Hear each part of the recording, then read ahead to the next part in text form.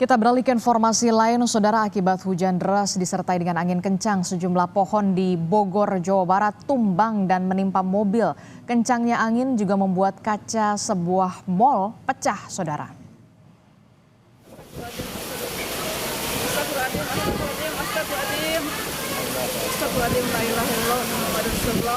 Inilah suasana saat terjadinya angin kencang di Jalan Surya Kencana, Kecamatan Bogor Tengah pada Senin petang. Warga panik saat angin menerjang. Bahkan kencangnya embusan angin membuat salah satu pintu di sebuah mal, yakni Mall Botani Square, pecah, saudara.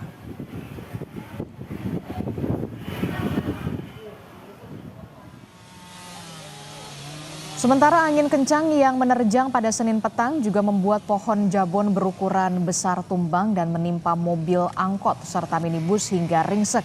Kepala BPBD Kota Bogor, Hidayatullah, mengatakan sedikitnya ada 9 titik bencana akibat hujan deras disertai dengan angin kencang.